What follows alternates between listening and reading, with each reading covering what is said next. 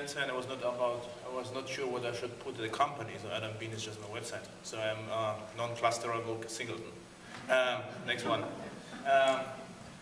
I'm using GlassFish V2 and V3 in the majority of my projects, and the majority is about, I think, 50. And the reason for that is, for one company, I built a meta framework, and it's about 35 GlassFish V2 projects.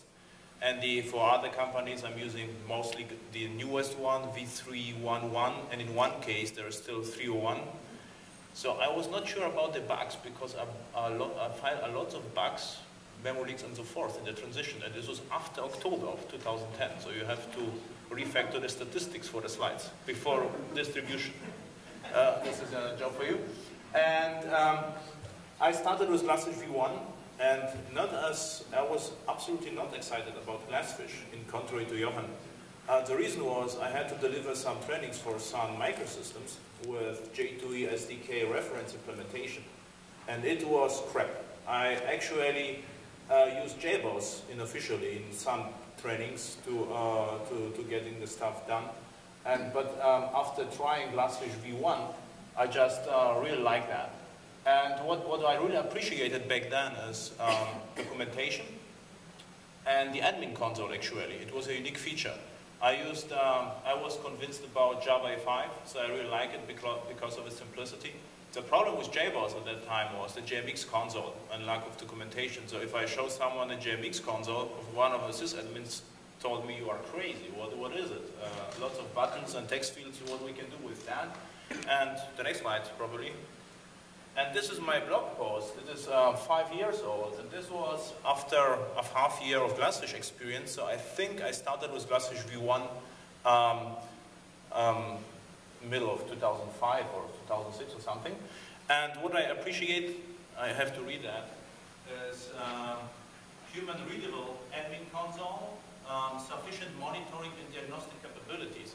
And actually back then there was what is called call flow. And this was my first feedback on GlassFish community or GlassFish engineers. It can be improved, and I got a message back in, I think, 3 hours or something. How? I was like, wow, they are really responsive. I tried it with different companies and got feedback like RTFM or later or never. So, they just, what we can do for you. So, okay, nice company.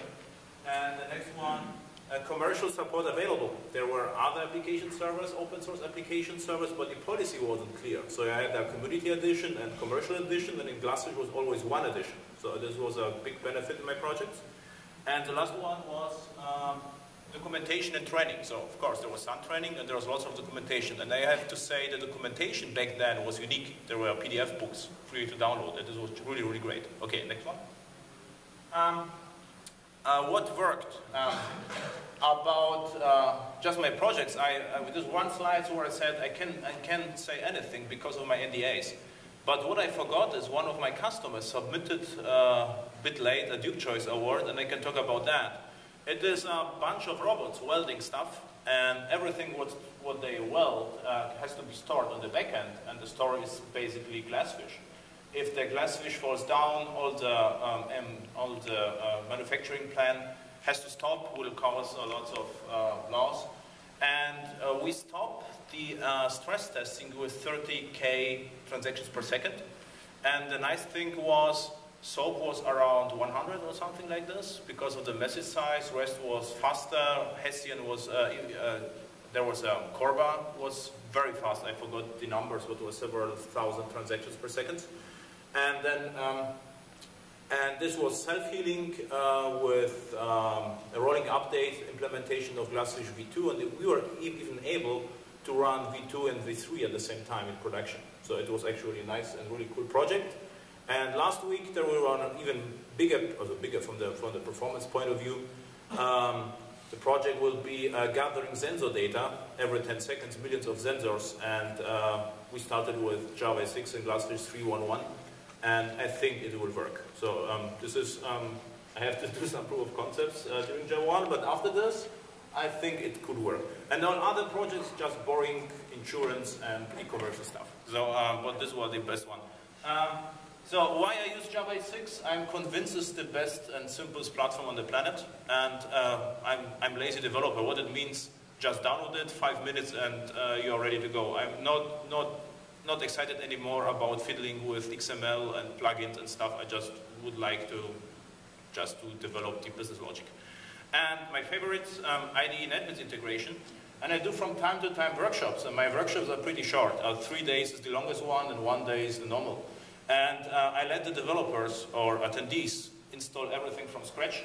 And with NetBeans, you can install everything with GlassFish in 5 minutes. And many guys tried with IntelliJ or Eclipse, but they didn't manage it yet. So if you are able to manage that in my workshop, I have to give you some gift. I have to think about this. I don't know, beer box or something like this. So lightweightness and small footprint. On what I mean, deployment footprint. It is very fast deployment. I mean, I can redeploy very fast. And lightweight means I don't need lots of resources. Zero installation. It is so easy that I don't use actually the incremental updates from the update center. I always download and install new GlassFish because it's really fast. I just extract and go. DevOps compatible. What it means. I was very excited about the admin console. With V3 became it really slow. I file a bug, it's now a bit faster, but it's not as fast as startup time as V2. But what's really exciting is the REST JSON API. You can actually achieve a lot via REST. You can put the instances, you can deploy things, you can monitor and manage things. And actually, the next Java magazine, the free one, there will come an article about that. And you can monitor whole GlassFish so what I did, I built a small sample application, probably interesting for Stefan. And it gathers transactions, commits, rollbacks, and all the nice stuff every 5 seconds. It's actually only 3 to 4 Java classes. And it's already there on Kenai, so you can download and play with that, but it will be an official sample for the article. So DevOps compatible means continuous deployment with Jenkins or Hudson. Extensive monitoring, what I meant, everything is there. What means everything?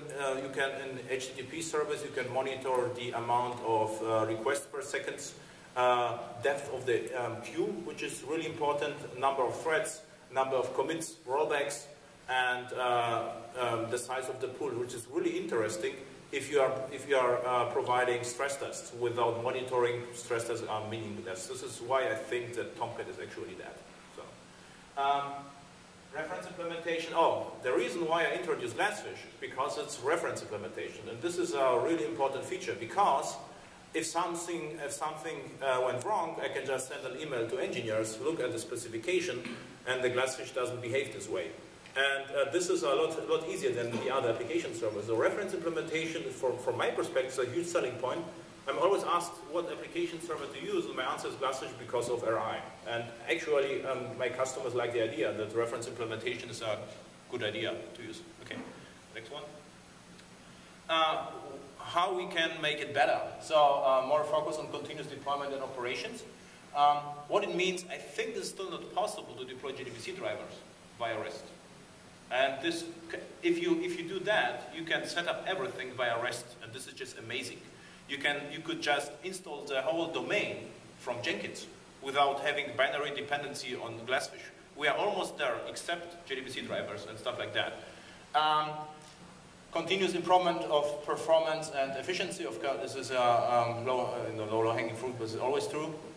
Complete REST administration, rolling updates, and more 24/7 features. What rolling updates, we implemented it by ourselves, and what I heard Stefan did it as well. It was not a big deal, but it's very simple to achieve, so why not?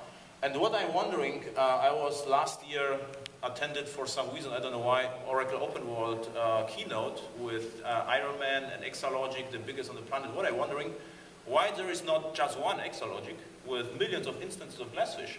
Because it would be the huge cloud story. And everything is there. There is a monitoring, management, and REST, so why not? So you only need one box from Larry, and then you can deploy the application, so it should work.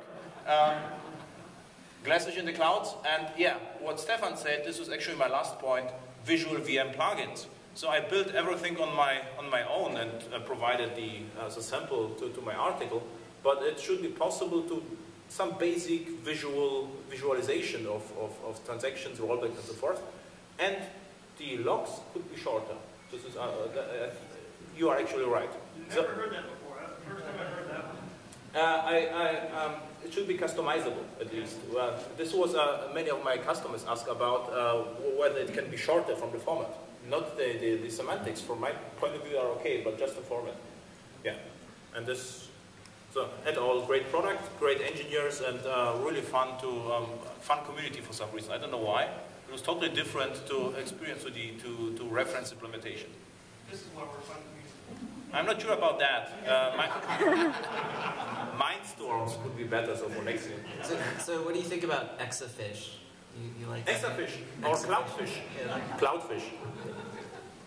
Just checking in.